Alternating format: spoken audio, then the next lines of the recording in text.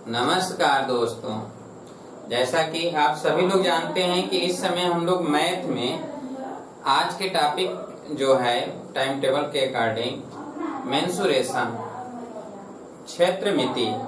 आज हम लोग पढ़ेंगे क्षेत्रमिति। तो क्षेत्रमिति में देखेंगे क्षेत्रफल से संबंधित, ठीक है। तो सभी आकृतियों का क्षेत्रफल, ठीक है। तो चलिए देखा जाए सभी आकृतियों का क्षेत्रफल। बहुत कम लोग जो है हम देख रहे हैं कि बहुत कम लोग पूरी क्लास कर पा रहे हैं। आखिर वजह क्या है ये समझ में नहीं आ रहा है। या तो जानकारी है ज्यादा जिसकी वजह से थोड़ा देखकर छोड़ देते हैं लोग, ये तो हमें पता ही है। आप देख लिया करो पूरा का पूरा आप देखोगे तभी आपको समझ में आएगा कहाँ कौन सा हो सकता है जो आप छोड़ते होगे उसी में से प्रश्न आ जाए या वही आ जाए, ये भी हो सकता है। इसलिए आप जो ये रिवीजन की क्लास हम ये ले रहे हैं, आपको अंदाजा तो लग गया होगा केवल इम्पोर्टेंट चीज का ही चर्चा ही कर रहे हैं, इधर उधर की इसमें बात ही नहीं हो रहा है। आप जो भी अभी भी, अब तो 31 तारीख तक बढ़ गया, अगर अभी भी कोई व्यक्ति करना चाहता हो रिवीजन की क्लास तो उसे बता दीजिए कि वो ज्वाइनिंग कर ले। उन्हें पूरा क्लास पर डे मिलेगा, जैसे मिला है उसी तरह प्रतिदिन उनको पूरा क्लास मिलेगा, ठीक है। एक एक दिन एक एक क्लास उनको मिलेगा देखने के लिए। अगर कोई ज्वाइनिंग करना चाहता है तो उन्हें आप बता दीजिए वो ज्वाइनिंग कर लें। क्लियर है? तो चलिए हम लोग जो है यहाँ पर देखेंगे मेंसुरेशन, ठीक है। मेंसुरेशन देखा जाए क्षेत्रमिति, क्षेत्रफल से संबंधित। तो आइए इसमें हम लोग देखेंगे कि क्षेत्रफल से संबंधित समतल आकृतियों का क्षेत्रफल में सबसे पहले देखा जाए कि ये आयत है, ठीक है। आयत की लंबाई L, चौड़ाई B। तो पहले त्रिभुज का ही हम पढ़ लेते हैं, फिर चलेंगे चतुर्भुज पे। पहले त्रिभुज देख लिया जाए। चलिए त्रिभुज देख लेते हैं, क्रम से चला जाए ताकि कोई छूटने न पाए कोई चीज। ये त्रिभुज है। त्रिभुज का अगर क्षेत्रफल निकालना हो तो चाहे जैसा भी त्रिभुज हो, जैसे ये त्रिभुज है, इसका क्षेत्रफल निकालना है। आधार A है और ऊंचाई अगर h है तो त्रिभुज का क्षेत्रफल होता है, त्रिभुज का क्षेत्रफल, ठीक है। त्रिभुज का क्षेत्रफल A इंटू h/2 यानी आधार गुणे ऊंचाई बाई 2। कोई भी त्रिभुज है एनीवे, जैसे आप देखिए कि ये त्रिभुज है, इसका क्षेत्रफल निकालना है तो आधार में ऊंचाई का गुणा करके 2 से भाग दें। इधर देखिए, जैसे ये मान लेते हैं कि ये यहाँ से यहाँ तक 10 सेंटीमीटर है, इसको अगर बढ़ा दें इधर और इस पर ये लंब डाल दे तो यही ऊंचाई हो जाएगा। ये 5 सेंटीमीटर है तो 10 गुणे 5/2 करेंगे तो ये जो क्षेत्रफल आएगा केवल इतने का आएगा, सिर्फ इतना ही का आएगा क्षेत्रफल, ठीक है। और अगर सपोज दैट यहाँ से यहाँ तक की दूरी अगर मान लेते हैं कि 13 है तो अब अगर हम लिख दें 13 गुणे 5/2 तो अब ये पूरा का क्षेत्रफल आएगा यहाँ से लेकर यहाँ तक। और अगर हम इसको इधर कर दें और ये ऐसे बन जाए और ये पूरा दूरी ले लेते हैं, और अगर ये पूरा दूरी 20 सेंटीमीटर है तो इसको अगर लिखेंगे 20 गुणे 5/2 तो जो क्षेत्रफल आएगा ये पूरा का पूरा आ जाएगा, इतना आ जाएगा। यानी कोई भी त्रिभुज है तो आधार गुणे ऊंचाई बटा 2 त्रिभुज का क्षेत्रफल निकल जाता है। उम्मीद है कि आप समझ में आ गया होगा। त्रिभुज का क्षेत्रफल निकालने के लिए आधार गुणे ऊंचाई बटा 2 यही बेसिक फार्मूला होता है, ठीक है। लेकिन ये तब जब आधार और ऊंचाई दिया गया हो। इसी फार्मूले का इस्तेमाल करके हम तब भी निकालेंगे क्षेत्रफल जब दो भुजा, जैसे ये A है, ये B है, C है। आप जानते हैं कि शीर्ष A के सामने की भुजा को स्मॉल ले, शीर्ष B के सामने की भुजा को स्मॉल B, शीर्ष C के सामने की भुजा को स्मॉल C से डिनोट करते हैं। और ये कोण B है, ये कोण A है और ये कोण C है। तो जब दो भुजा और उनके बीच का कोण दिया गया हो, जब दो भुजा और उनके बीच का कोण दिया गया हो तो त्रिभुज का क्षेत्रफल, जब दो भुजा और उनके बीच का कोण दिया गया हो तब त्रिभुज का क्षेत्रफल हम देखेंगे। क्षेत्रफल, त्रिभुज का क्षेत्रफल उस दशा में जब दो भुजा और उनके बीच का कोण दिया गया हो, ठीक है। तो चलिए यहाँ पर होता क्या है कि डेल्टा बराबर A into C/2 sign B। दो भुजा और उनके बीच का कोण दिया गया है। ये ए और सी दिया है तो बीच का कोण बी है, यही बराबर लिखेंगे a into B by two sine C. जरा देखिए a और b दिया है तो बीच का कोण c है, ठीक है। इसी तरह a into B into C, b into C by two, तो यहाँ पर लिखा जाएगा साइन ए। ये तब इस्तेमाल करिएगा जब दो भुजा और उनके बीच का कोण दिया हो। जैसे अगर कह देता है कि किसी त्रिभुज का क्षेत्रफल ज्ञात कीजिए, किसी त्रिभुज का क्षेत्रफल ज्ञात कीजिए जिसकी भुजाओं की माप 20 सेंटीमीटर और 25 सेंटीमीटर है और इनके बीच का कोण जो है 30 अंश है। प्रश्न है उस त्रिभुज का क्षेत्रफल ज्ञात कीजिए जिसके दो भुजाओं की माप 20 तथा 25 सेंटीमीटर है और उनके बीच का कोण जो है 30 अंश है। तो यहाँ पर त्रिभुज का क्षेत्रफल क्या हो जाएगा, 20 गुणे 25 बटा 2 इंटू साइन 30 अंश। अब ये देखिए 20 यानी 10 हो जाएगा, ये 250 गुणे साइन 30 अंश का मान 1 बटा 2 कट जाएगा 125 वर्ग सेंटीमीटर। तो इस तरह हम निकाल सकते हैं। क्लियर है, आई बात समझ में। तो त्रिभुज का क्षेत्रफल के लिए इस्तेमाल किया जाता है कब, जब दो भुजा और उनके बीच का कोण पता हो। दूसरा ये दो भुजा और उनके बीच का कोण पता हो, उनके बीच का कोण ज्ञात हो, उस कंडीशन में लगाते हैं। तीसरा है जब तीनों भुजा ज्ञात हो, तीनों भुजा ज्ञात हो तो त्रिभुज का क्षेत्रफल डेल्टा के लिए, जैसे ए बी सी तीनों पता है, तो ये फार्मूला होता है under root S minus A into S minus B into S minus C. ये फार्मूला होता है जहां पर एस अर्ध परिमाप होता है, A plus B plus C by 2 होता है, ठीक है। जैसे अगर तीनों भुजा दे दिया जाए पर ये ना पता हो कौन सा त्रिभुज है तो भी कोई दिक्कत नहीं। त्रिभुज के क्षेत्रफल निकालने के लिए इस फार्मूले में रखकर निकाल सकते हैं। Under root S minus A into S minus B into S minus C में रखकर हम त्रिभुज का क्षेत्रफल ज्ञात कर लेंगे।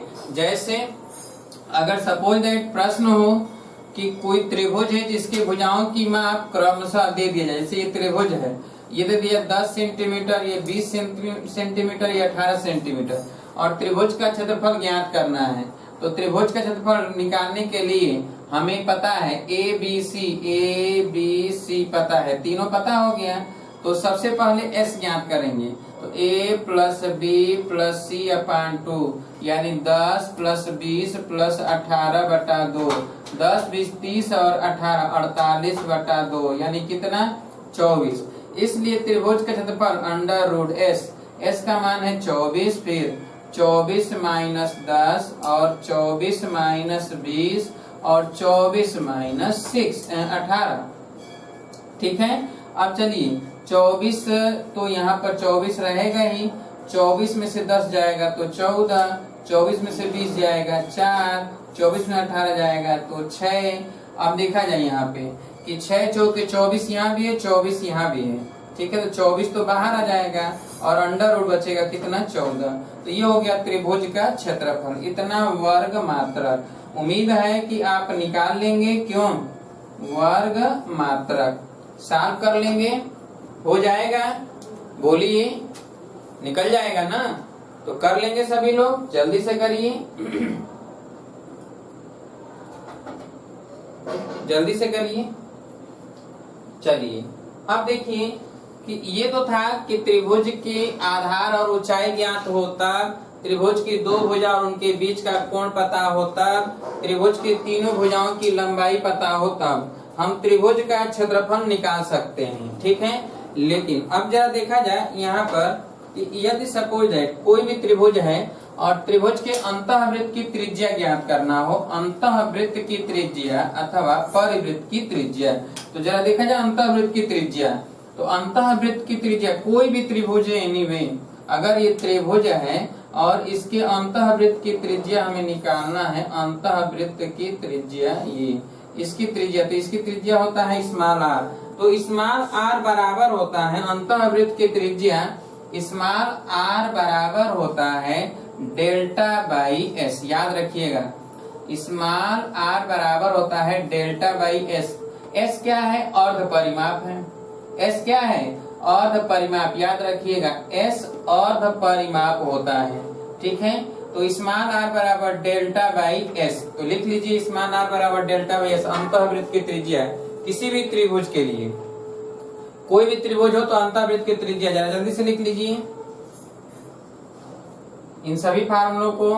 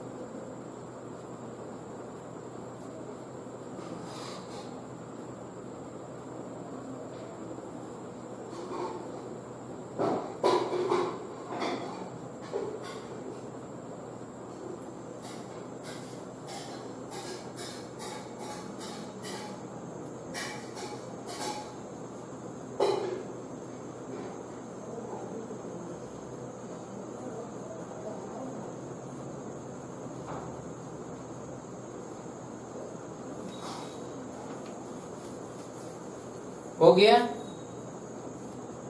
चलिए अब देखिए कि अगर परिवृत्त की त्रिज्या, परिवृत्त की त्रिज्या क्या होता है, तो अंतःवृत्त की त्रिज्या, परिवृत्त की त्रिज्या तो ये होता है ना, ये होता है परिवृत्त की त्रिज्या।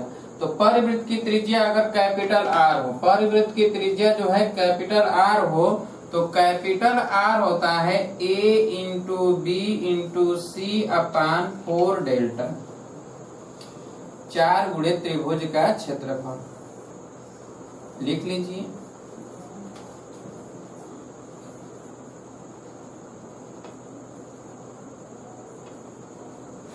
इसको लिख लीजिए जल्दी से, हो गया।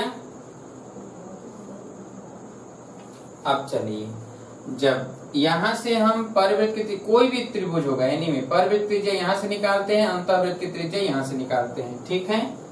चलिए अब हम लोग देखेंगे जैसे समबाहु त्रिभुज है, ठीक है, या समकोण त्रिभुज है। तो समकोण त्रिभुज के लिए स्पेशली समकोण त्रिभुज और समबाहु त्रिभुज से संबंधित बहुत कुछ पूछे जाते हैं। तो समकोण त्रिभुज तो अभी हमने आप सबको हाल ही में बताया है समकोण त्रिभुज के लिए, ठीक है, कि समकोण त्रिभुज अगर है तो समकोण त्रिभुज के लिए ये सभी चीजें आपको पता होना चाहिए कि लंब है, ये आधार है, ये कर्ण है, ठीक है। और यहां से अगर इस पर लंब डाल दिया जाए ये, तो ये लंब की लंबाई p, तो सारा कुछ पता है कि समकोण त्रिभुज का क्षेत्रफल, समकोण त्रिभुज का क्षेत्रफल सब लिख लीजिए, लंब गुणे आधार बटा 2, ठीक है। और l square plus a square बराबर क्या, k स्क्वायर, और p बराबर क्या, l into a upon k। इधर x और इधर y है, तो x बराबर जो इधर x है तो इधर भुजा l है, तो l स्क्वायर अपान k, और y बराबर a square by k, x into y बराबर होता है p स्क्वायर, ठीक है। और 1 अपान पी स्क्वायर बराबर 1 अपान एल स्क्वायर प्लस 1 अपान ए स्क्वायर, सब बताया जा चुका है, ठीक है। इन सभी को आप नोट कर लीजिए। और साथ ही साथ इस समकोण त्रिभुज के अंतःवृत्त की त्रिज्या स्मॉल आर, तो स्मॉल आर भी हम इसी से निकाल सकते हैं, डेल्टा बाई क्या, एस। कुछ नहीं पता है तो डेल्टा बाई एस से निकाल लेंगे, क्लियर है, ये बता चुके हैं।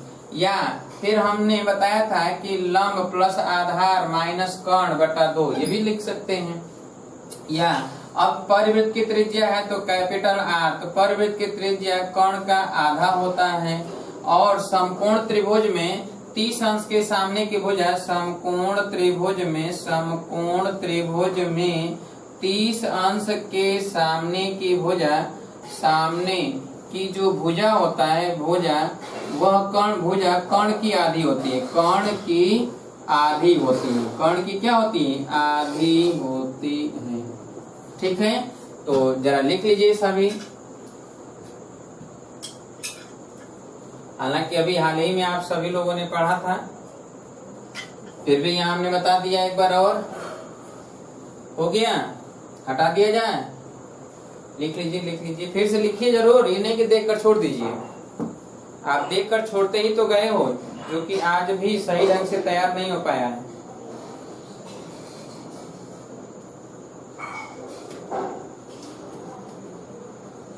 चलिए अब देखिए समबाहु त्रिभुज के लिए, ठीक है, तो समबाहु त्रिभुज के लिए हम लोग देखेंगे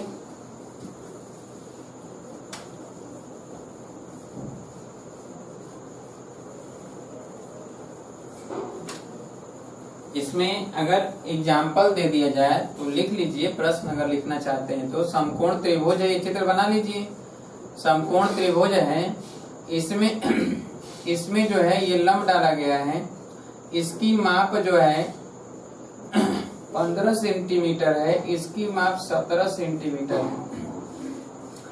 जब यहां से इस पर लंब डाला गया है तो इधर x का मान पूछा जा रहा है, x, y और ये l तथा ये p सब पूछा जा रहा है। ये 15 है, ये 17 है, दिया केवल इतना ही है। और आपसे पूछा जा रहा है y का मान ज्ञात कीजिए, l का मान ज्ञात कीजिए, p का मान ज्ञात कीजिए, x ज्ञात कीजिए, y ज्ञात कीजिए, सब पूछा जा रहा है। ठीक है, तो आप कैसे निकालेंगे? तो सबसे पहले तो आप जानते हैं कि l निकालना है तो l बराबर √k का स्क्वायर माइनस a का स्क्वायर। तो इस फार्मूले में रख दें तो 17 का स्क्वायर माइनस 15 का स्क्वायर, तो ये तो 8 आ जाएगा। जब l 8 आ गया तो इस कंडीशन में आपको l भी पता हो गया, a भी पता हो गया, तो p अगर निकालेंगे तो p बराबर l into a upon k से l का मान है 8, a का मान है 15/17, यहाँ से p आ गया। और अगर x ज्ञात करना है तो l स्क्वायर अपान k, तो l का मान 8 का स्क्वायर बटा 17, और y पूछा जाए तो a का स्क्वायर बटा k, यानी a कितना है 15 का स्क्वायर बटा 17, ये y हो गया। तो सब तो निकल गया, x निकल गया, y निकल गया, p निकल गया, l निकल गया, सब पूछा है x y l p। ठीक है, त्रिभुज के क्षेत्रफल पूछेगा, त्रिभुज के क्षेत्रफल भी निकाल लेंगे। हो गया, लग गया। चलिए अब हम लोग देखेंगे समबाहु त्रिभुज। तो समबाहु त्रिभुज के लिए देखिए, जब कोई भी त्रिभुज, ये समबाहु त्रिभुज है, तो समबाहु त्रिभुज के लिए जो समबाहु त्रिभुज होता है, यह एक ऐसा त्रिभुज होता है जिसका सभी केंद्रक एक ही जगह होते हैं। यानी यही जो है मालिकाओं का कटान बिंदु होता है, इसी को केंद्रक कहते हैं, इसी को लांबिक केंद्र कहेंगे, इसी को अंतः केंद्र कहेंगे, इसी को परिकेंद्र, सब कुछ एक ही जगह होता है। यही एक ऐसा त्रिभुज है। बाकी कोई भी त्रिभुज नहीं है जिसका सभी केंद्र एक जगह होते हैं, केवल किसमें होते हैं? समबाहु त्रिभुज में होता है। तो समबाहु त्रिभुज का जो ये माध्यिकाओं का कटान बिंदु है, आप जानते हैं कि त्रिभुज की माध्यिकाएं एक दूसरे को 2 संबंधी 1 के अनुपात में काटती हैं। भुजाओं की तरफ 2 भाग और भुजाओं की तरफ 1 भाग और शीर्षों की तरफ 2 भाग होता है। ये है O, अगर मान लेते हैं केंद्रक है, तो यही परिकेंद्र है, यही लांबिक केंद्र है, यही अंतः केंद्र है, यही गुरुत्व केंद्र है, यही केंद्रक है। ठीक है, 5 केंद्र इसका यहीं पर है। अब चलिए देखते हैं कि इसके परिवृत्त की त्रिज्या, अगर इसकी भुजाओं की माप स्मान a है, इनकी भुजाओं की माप क्या है? स्मान a। तो भुजाओं की माप अगर स्मान a है तो समबाहु त्रिभुज का क्षेत्रफल, समबाहु त्रिभुज का क्षेत्रफल, समबाहु त्रिभुज का क्षेत्रफल होता है √3/4 इंटू a स्क्वायर। माध्यिका की लंबाई, माध्यिका की लंबाई, तो माध्यिका की लंबाई जो होता है √3/2 इंटू a होता है। ठीक है, और अंतःवृत्त की त्रिज्या स्मॉल r होता है 1/3 गुणे माध्यिका की लंबाई। माध्यिका की लंबाई जरा समझ लीजिए कि देखिए 2 ये है, 1 ये है, तो 2 संबंध 1 के अनुपात में बांट रहा है। तो जो ये 1 भाग वाला है ये अंतःवृत्त की त्रिज्या r है, और ये जो 2 भाग वाला है यही परिवृत्त की त्रिज्या कैपिटल R। तो जैसे ये पूरा लंबाई अगर पता हो, जैसे सपोज दैट मान लीजिए हम कहते हैं कि 600 रुपये को 2:1 के अनुपात में बांटिए, 2:1 के अनुपात में बांटिए। इसका मतलब है कुल 3 भाग है, तो 3 भाग जो है 600 के बराबर है, तो 1 भाग कितने के बराबर होगा? 200 के बराबर होगा। तो इसका मतलब ये है कि अगर 2 भाग किसी को मिला है तो वो कैसे निकालेंगे? तो कुल भाग गुणे अनुपाती भाग बटे अनुपाती भागों का योगफल। तो 2 और 1 3, तो 3 दूना के 6, 200 गुणे 2 तो 400 आ जाएगा। यही काम हम यहाँ पर करेंगे। माध्यिका की लंबाई पूरा है तो कुल लंबाई हो गया। अगर ये ज्ञात करना है तो कुल लंबाई गुणे अनुपाती भाग बटे अनुपाती भागों का योगफल, और अगर ये ज्ञात करना है तो कुल भाग गुणे अनुपाती भाग बटे अनुपाती भागों का योगफल। तो देखिए स्मॉल r बराबर अनुपाती भाग बटे अनुपाती भाग का योगफल गुणे माध्यिका की लंबाई। ठीक इसी तरह जैसा कि अब यहाँ पर हम लिख लें, तो ये तो आपको बेसिक फार्मूला पता हो गया। और यहाँ पर अगर हम माध्यिका की लंबाई रख दें √3/2 × a जो ये है, तो यहाँ से क्या हो जाएगा कि ये कटेगा तो ये √3 हो जाएगा। क्यों? यहाँ पे √3 हो जाएगा तो 2√3 हो जाएगा। ये √3 से ये 3 कटेगा तो √3। इसका मतलब ये है कि a/2√3 क्या है? स्मॉल r, या a का मान अगर देखा जाए कि a का मान, तो a का मान हो जाएगा √3। यहाँ पर a का मान हो जाएगा 2√3 × r। चाहिए रख दीजिए। दूसरा कि अगर कैपिटल R पूछा जाए तो कैपिटल R बराबर 2/3 गुणे √3/2 × a, 2 से 2 कट जाएगा। इसका मतलब ये है कि √3 से 3 कटेगा तो नीचे यानी a/√3 कैपिटल R। तो कैपिटल R बराबर a/√3 या a बराबर हो जाएगा √3 × कैपिटल R।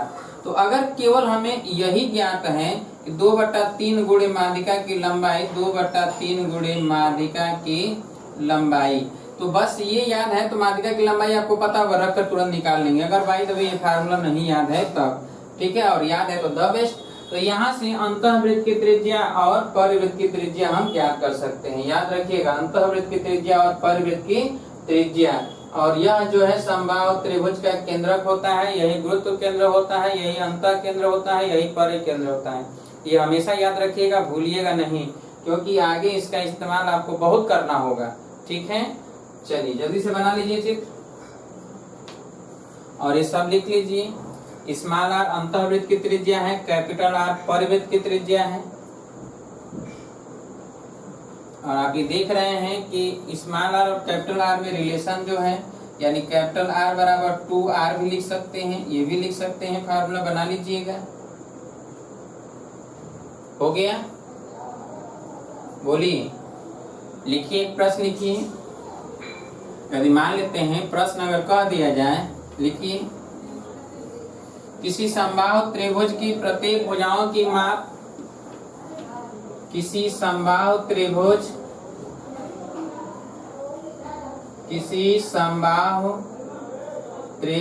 के प्रत्येक भुजाओं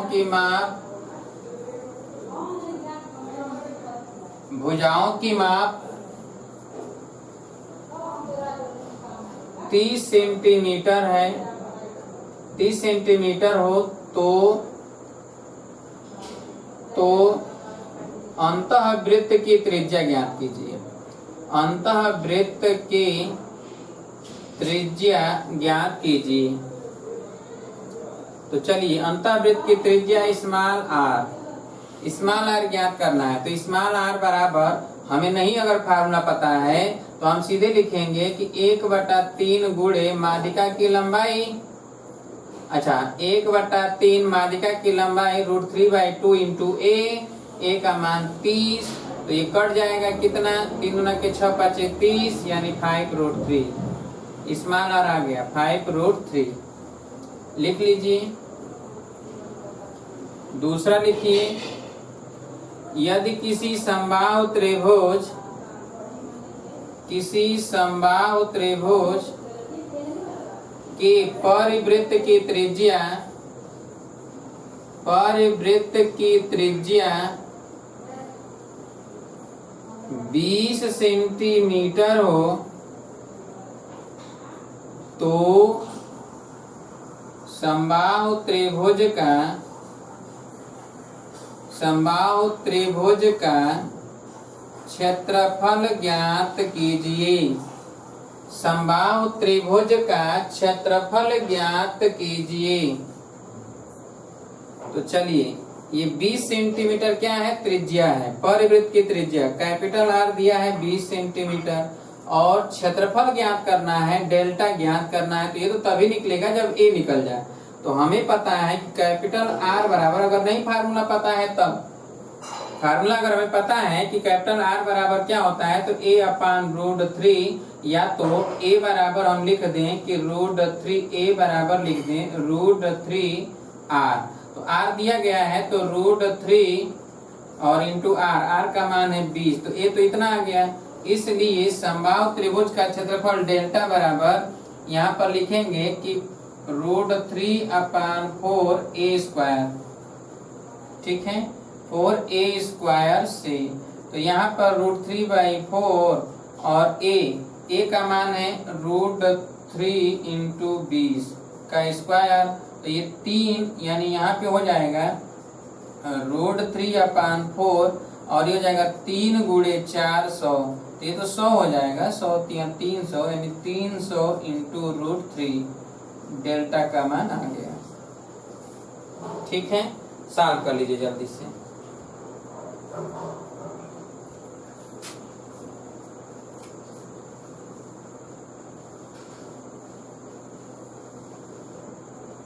हो गया।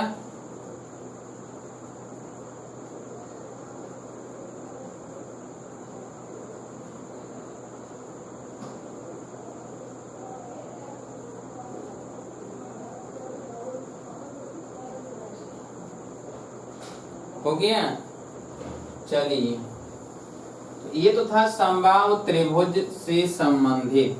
ठीक है, अब चलिए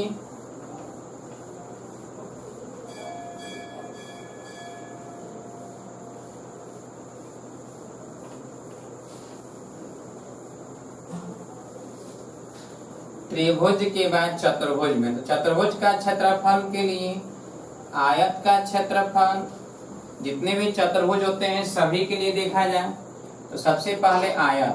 तो जैसे आयत है, आयत की लंबाई और चौड़ाई दे दे, आयत की लंबाई l, चौड़ाई b, तो आयत का जो क्षेत्रफल होता है, आयत का क्षेत्रफल, आयत का क्षेत्रफल a बराबर होता है l इंटू बी, लंबाई गुणे चौड़ाई।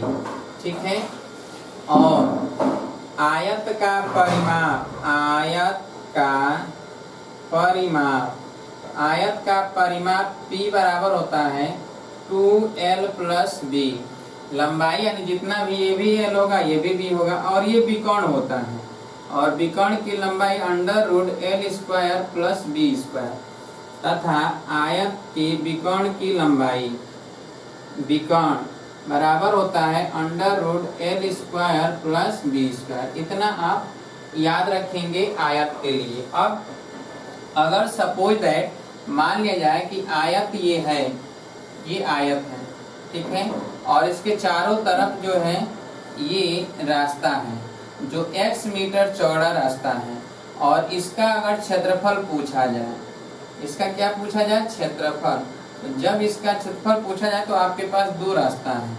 ठीक है, एक तो ये कि अगर इसकी लंबाई पता हो कि ये l है और इसकी चौड़ाई पता है b है और ये x है चौड़ा, इसका मतलब ये है ये बाहरी जो हो जाएगा ये b प्लस 2x हो जाएगा, x ऊपर x नीचे बढ़ेगा तो b प्लस 2x, ये चौड़ाई, और बाहरी जो लंबाई हो जाएगा l प्लस 2x, क्योंकि x इधर बढ़ेगा और x इधर बढ़ेगा। तो हम क्या करें कि बाहरी आयत का क्षेत्रफल जब निकालेंगे तो पूरा आएगा, उसमें से अंदर वाले का क्षेत्रफल घटा दें तो रास्ते का क्षेत्रफल निकल जाएगा, आसानी से आ जाएगा। तो हम रास्ते का क्षेत्रफल ज्ञात कर सकते हैं। ठीक है, इसका मतलब ये है कि अगर कोई भी आयत है और उसके चारों तरफ रास्ता x मीटर चौड़ा बनाया गया है, ठीक है, रास्ता x मीटर चौड़ा चौड़ाई का बना हो, तो रास्ते का क्षेत्रफल, रास्ते का क्षेत्रफल ए बराबर हम क्या लिखेंगे, l plus 2x into B plus 2x, ठीक है, और माइनस l इंटू बी आंतरिक आयत का क्षेत्रफल।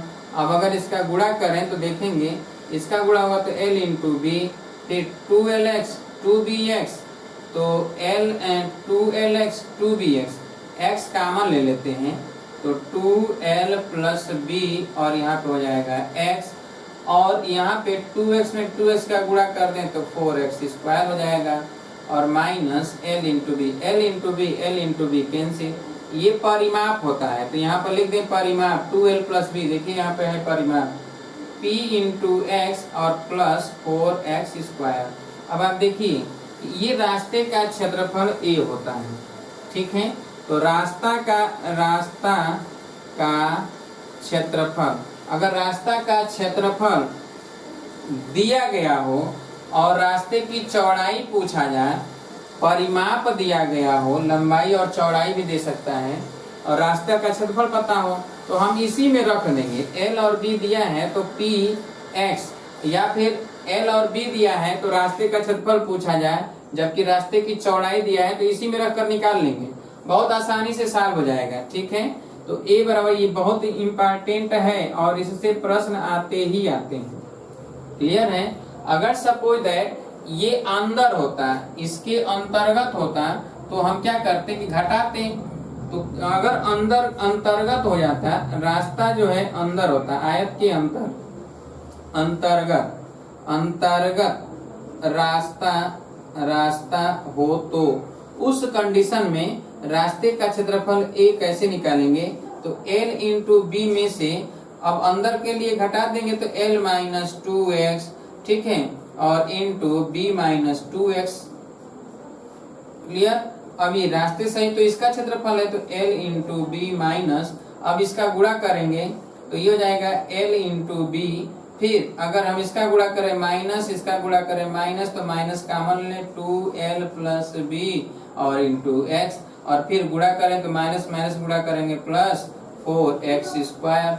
अब जरा देखिए कि जब माइनस से गुणा करेंगे तो ये क्या हो जाएगा कि l इंटू बी और minus l into B plus 2, ये तो परिमाप है तो हम इसको लिख दें p इंटू एक्स और माइनस 4x स्क्वायर। इसका मतलब ये है ये कट जाएगा तो ये px माइनस 4x स्क्वायर हो जाएगा। तो अब देखिए कि जो रास्ते का क्षेत्रफल है यहाँ पर, कब, जब जो है दिए गए मैदान के अंतर्गत चारों तरफ x मीटर चौड़ा रास्ता होगा, उस कंडीशन में रास्ते का क्षेत्रफल निकालेंगे तो परिमाप गुणे रास्ते की चौड़ाई माइनस 4 गुणे रास्ते की चौड़ाई का वर्ग, ठीक है, तो ये हो जाएगा रास्ते का क्षेत्रफल। और जब बाहर होगा तब यहाँ पे प्लस, बाहर होगा तो प्लस और अंदर होगा तो केवल माइनस कर दीजिएगा, ठीक है, लिख लीजिए, बहुत इंपॉर्टेंट है ये फार्मूला, लिख लीजिए।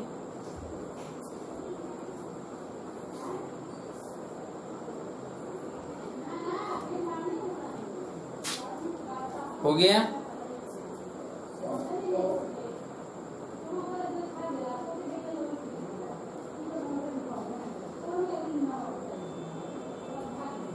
लिख लिए, जैसे लिखिए, प्रश्न एक लिख लीजिए। किसी आयताकार मैदान की लंबाई व चौड़ाई, आयताकार मैदान की लंबाई व चौड़ाई क्रमशः 20 व 15 मीटर हो, 20 मीटर व 15 मीटर हो, जिसके चारों तरफ 2 मीटर चौड़ा लिखिएगा, 2 मीटर चौड़ा रास्ता बाहर की ओर हो तो रास्ते का क्षेत्रफल ज्ञात कीजिए। रास्ते का क्षेत्रफल, तो रास्ते का क्षेत्रफल a बराबर, रास्ते का क्षेत्रफल a बराबर क्या लिखेंगे, पहले परिमाप निकाल लेते हैं। यहाँ पर परिमाप 2 गुणे l प्लस बी, 20 प्लस 15, 35 गुना के 70 हो गया p, ठीक है। और ये 2x हो गया, x कितना हो गया 2, तो रास्ते का क्षेत्रफल a बराबर p into x plus 4x²। यहाँ पर p कितना है 70 गुणे x कितना है 2 और प्लस 4 2 का स्क्वायर यानी 70 दूना के 140 और ये कितना हो जाएगा 2 दूना के 4 चौके 16, तो 140 और 16 जोड़ दीजिए 156 मीटर स्क्वायर। सॉल्व कर लीजिए 156 मीटर स्क्वायर, ये हो जाएगा रास्ते का क्षेत्रफल। अगर बाय द वे ये कह देता कि रास्ते का क्षेत्रफल 156 मीटर स्क्वायर है, ठीक है, और आयताकार मैदान की लंबाई व चौड़ाई 20 मीटर व 15 मीटर है, तो रास्ते की चौड़ाई ज्ञात कीजिए, रास्ते की चौड़ाई ज्ञात कीजिए, ठीक है। तो अगर रास्ते की चौड़ाई आपसे पूछा जाता है, रास्ते की चौड़ाई अगर पूछा जाता है तो कैसे आप रास्ते की चौड़ाई निकालेंगे, तो देखिए यहीं से आप समझ लीजिए कि हम फार्मूला तुरंत यही रख देंगे। तो क्या रखेंगे फार्मूला, a बराबर पी एक्स और प्लस 4x², इसी में a का मान 156 और p की जगह पर क्या लिखेंगे तो 70x और यहाँ 4x²। अब देखिए यहाँ से 4x² और प्लस 70x माइनस 156 बराबर 0। अब यहाँ पर 156 का गुणनखंड 4 गुणे 156 कर देते हैं, या 4 से 2 से काट दें तो ये हो जाएगा 2x², ये 35x हो जाएगा, 156 2 7 14 और 2 8 16, ये 78 हो जाएगा, ठीक है। अब 2 गुणे 78 कर दें, 2 गुणे 78, ठीक है, 2 गुणे 78 और 35 हमें लाना है, कितना लाना है 35 लाना है, और माइनस यानी अंतर 35 लाना है, तो 78 है, तो इसका खंड करेंगे, ठीक है। तो खंड कर दिया जाए तो ये कितना हो जाएगा, दोनों का गुणनखंड अगर करें तो 78 गुना के 156 यानी 78 का खंड कर दें, तो 78 का खंड करिए कितना हो जाएगा 14, 13 6 78, क्यों, तो 13 गुणे 6 कर देते हैं, 13 गुणे 6, यहाँ पे 2 है ही। अच्छा, अब यहाँ पर हम क्या करेंगे, यहाँ 3 कर दें, 3 गुणे 2, तो जरा देखिए 2 दूना के 4 13 39, 39 गुणे 4 लिख सकते हैं, तो 2x² प्लस 39x लिख दें और माइनस 4x लिख दें, माइनस 78 बराबर 0। इन दोनों में 2x कॉमन ले लें तो x प्लस 39 बटा x कॉमन ले लें तो 2x यहाँ पर हो जाएगा 2x प्लस 39 बटा 2, 39 हो जाएगा, और माइनस यहाँ पर 2 कॉमन ले लें, माइनस 2 कॉमन ले लें तो क्या हो जाएगा यहाँ पे 2x और प्लस 39 बराबर 0, यानी x माइनस 2 और 2x प्लस 39 बराबर 0, ठीक है। तो x बराबर या तो 2 होगा या तो माइनस 39 बटा 2, तो इसको तो माइनस है तो अमान्य कर देंगे, तो x बराबर 2 अर्थात 2 मीटर चौड़ाई है, और आप देख रहे हैं कि 2 मीटर चौड़ा है, ठीक है। तो ऐसे अगर देगा तो आप इस तरह कर लीजिएगा, और इस तरह दे देगा तो आप ऐसे करेंगे। हाँ, एक और प्रश्न पूछा जाता है इसी पर कि रास्ते पर अगर कंक्रीट बिछवाया जाए तो 5 रुपया प्रति वर्ग मीटर की दर से कंक्रीट बिछवाने का कुल खर्च कितना होगा। तो रास्ता का जब क्षेत्रफल आ गया है तो 5 रुपया दिया होगा तो 5 से गुणा कर दीजिएगा, 20 रुपया प्रति वर्ग मीटर दिया होगा तो 20 से गुणा कर दीजिएगा, जितना दिया होगा उतने से गुणा कर देंगे तो कंक्रीट बिछवाने का खर्च निकल जाएगा। क्लियर है? तो उम्मीद है कि अगर इससे संबंधित प्रश्न आ जाए तो सॉल्व हो जाएगा। तो ये तो था आयत। अब जरा देखिए यहीं पर, ठीक है, कुछ और चीजें, जैसे मान लेते हैं कि अगर आपको दे देता है आयत के विकर्ण की लंबाई, तो आयत के विकर्ण की लंबाई d, ठीक है, विकर्ण की लंबाई और परिमाप, तो मान लेते हैं विकर्ण की लंबाई d बराबर, ये देख ही रहे हैं परिमाप ये p है, ठीक है, तो d दिया गया हो और परिमाप p दिया गया हो और आपसे पूछा जाए क्षेत्रफल, ठीक है। कैसे आप क्षेत्रफल निकालेंगे तो इसके लिए जरा देख लेते हैं। तो पहली बात ये है कि हमें d² बराबर l² प्लस b², ये तो हम जानते हैं। दूसरी बात ये है कि p बराबर होता है 2l प्लस b, ये भी जानते हैं। क्लियर है? तो अब यहाँ से हम इसका वर्ग कर दें, वर्ग करने पर, तो अगर इसका वर्ग कर दे तो ये p² बराबर 4 यहाँ आ जाएगा L square plus B square plus 2l into B. अब जरा देखिए यही क्षेत्रफल होता है, एल इंटू बी ही तो आयत का क्षेत्रफल होता है ना। और यहाँ पर पी स्क्वायर है तो पी स्क्वायर बराबर यहाँ पर क्या है 4। अच्छा एल, अब यहाँ पर पी स्क्वायर बाई 4 कर देते हैं, यहाँ से 4 हटा देते हैं क्योंकि ये पूरे में है। अच्छा L square plus B square, तो L square plus B square किसके बराबर, डी स्क्वायर के बराबर, तो यहाँ लिख देते हैं डी स्क्वायर। और प्लस ये जो है क्षेत्रफल है तो क्षेत्रफल का दूना 2a, ठीक है। तो ये 2a बराबर हो जाएगा क्या, पी स्क्वायर अपान 4 और माइनस डी स्क्वायर, ठीक है। 2a बराबर, या दिस इम्प्लाइज a बराबर अगर हमें लिखना है तो P square minus 4d square upon 4 तो है ही, 2 नीचे आएगा तो 8 हो जाएगा। तो ये होता है, ये तब आप इस्तेमाल करिएगा जब परिमाप दिया हो और विकर्ण की लंबाई दिया हो, यानी परिमाप और विकर्ण की लंबाई दिया हो और आपसे पूछा जाता हो क्षेत्रफल, आपसे पूछा जाए क्षेत्रफल तो आप इसी में रखकर सॉल्व कर सकते हैं। जरा लिख लीजिए ये भी, यदि आयत का परिमाप p तथा विकर्ण की लंबाई d ज्ञात हो, आयत का परिमाप p तथा विकर्ण की लंबाई d ज्ञात हो तो आयत का क्षेत्रफल, तो आयत का क्षेत्रफल, आयत का क्षेत्रफल a बराबर P square minus 4d square upon 8। इसको पीछे एक बार जरूर रिवाइंड करके आप देख लीजिएगा ताकि आपको पता चल जाए अच्छी तरह से, ठीक है। लिख भी लीजिएगा P square minus 4d square upon 8। जैसे लिखिए, एक प्रश्न लिखिए, इस पर भी आधारित एक प्रश्न लिख लीजिए, बोले लिखिए किसी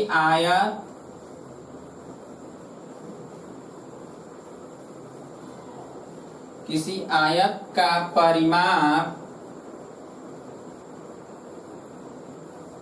किसी आयत का परिमाप 70 मीटर हो तथा विकर्ण की लंबाई 25 मीटर हो तो आयत का क्षेत्रफल ज्ञात कीजिए। आयत का क्षेत्रफल ज्ञात कीजिए। तो चलिए आयत का क्षेत्रफल निकालने के लिए a बराबर, ठीक है।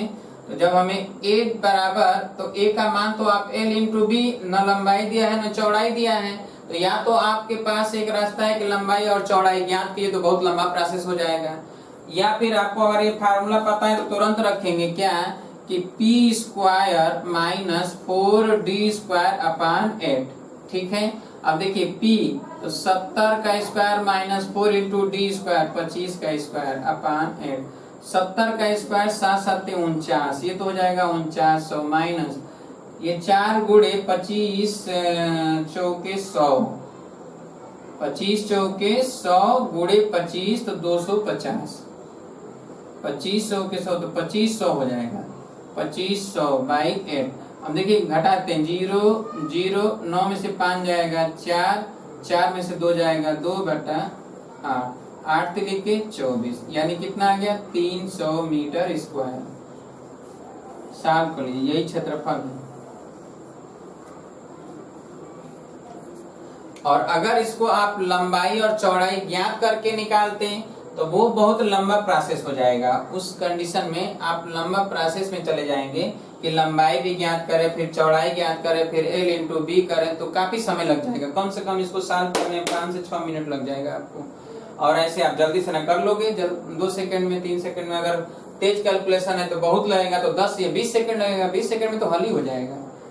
तो याद रखिएगा, बहुत इंपॉर्टेंट है, पूछा अक्सर जाता है, आया भी है कई बार का, ठीक है।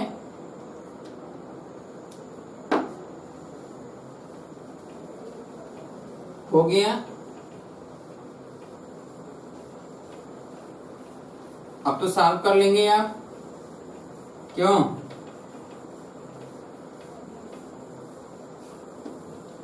ये तो आयत था वर्ग के लिए। देखिए जब वर्ग होता है तो वर्ग के सभी भुजा आपस में क्या होते हैं, बराबर होते हैं।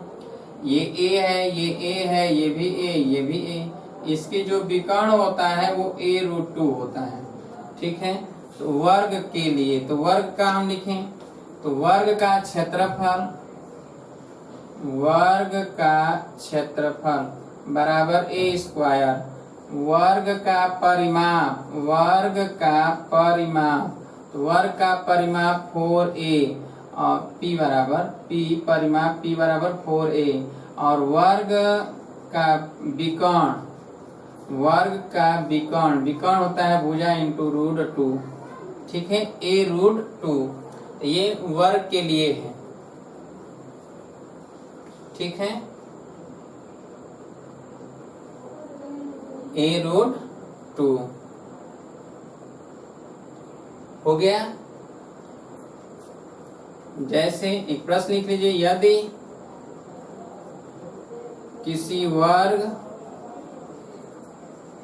का परिमाप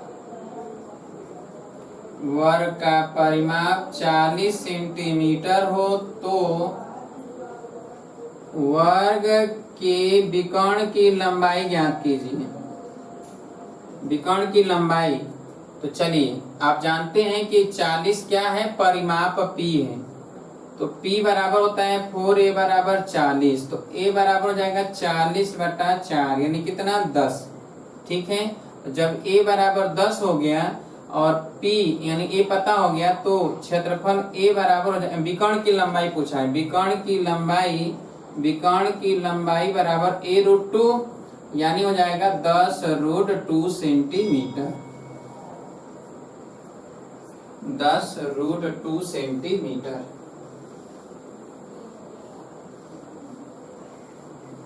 हो गया। उम्मीद है कि अब तो समझ में आ गया होगा। तो आज हम लोगों ने केवल ये पढ़ा त्रिभुज का क्षेत्रफल और चतुर्भुज में आयत और वर्ग। ठीक है, अगले दिन अभी बताएंगे समचतुर्भुज, समांतर चतुर्भुज, समलंब चतुर्भुज। ठीक है, अभी ये 3 बचा है। उसके बाद बताएंगे समबाहुभुज, फिर बताएंगे वृत्त और वृत्त से काटे गए त्रिज्यखंड वृत्तखंड का क्षेत्रफल, हालांकि वो आप पढ़ चुके हैं, फिर एक बार बताएंगे। और उसके बाद बताएंगे सभी को मिक्स करके जो प्रश्न आता है जो आपके एग्जाम में पूछे जाते हैं। साधारणतः ऐसे प्रश्न तो आते नहीं हैं, जो अभी हमने आयत के लिए वर्ग के लिए बताया इस तरह का तो पूछा जाता है, लेकिन केवल आयत का क्षेत्रफल, लंबाई और वर्ग का क्षेत्रफल या त्रिभुज के क्षेत्रफल ऐसे तो दिया नहीं जाता है। तो कुछ विशेष तरह के होते हैं तो उस पर चर्चा हम आगे करेंगे, लेकिन समबाहुभुज के पढ़ने के बाद। ठीक है, तो समबाहुभुज और वृत्त का जो भी है संबंधित उससे आर्टिकल पढ़ने के बाद हम लोग चर्चा करेंगे। ठीक है, तो जो भी आपके दोस्त यार हैं उन्हें आप बता दीजिए अनसॉल्व्ड पेपर का सलूशन और मॉडल पेपर, साथ में हम लोग कम से कम 3 मॉडल पेपर भी करवाएंगे। तो 3 मॉडल पेपर जिसमें जो है केवल इम्पोर्टेंट चीज होंगे, और जो लोग इसको ज्वाइनिंग करेंगे तो जो इसको ज्वाइनिंग करेंगे उनको जो है विशेषतर टॉपिक वाइज क्वेश्चन भेजे जाएंगे कि वो कमरे पर बैठकर टॉपिक वाइज क्वेश्चन भी सॉल्व करते रहें। टॉपिक वाइज क्वेश्चन हम भेजेंगे, प्रत्येक टॉपिक का अलग अलग एक पेपर जो है हम बता देंगे, मैथ का, फिजिक्स का, केमिस्ट्री का, इस टॉपिक का कल पेपर भेजेंगे। उसकी तैयारी आप पहले से किए रहिएगा, टेस्ट दीजिएगा। ठीक है, तो साथ में आपका टेस्ट भी चलेगा, अपने से आप टेस्ट भी देंगे, टॉपिक वाइज टेस्ट देंगे, लेकिन वही देगा जो ज्वाइनिंग कर पाएगा। जो ज्वाइनिंग नहीं करेगा उसको पेपर भी नहीं मिल पाएगा। ठीक है, जो लोग ज्वाइनिंग करेंगे उन्हीं को पेपर मिलेगा, बाकी को पेपर नहीं मिलेगा।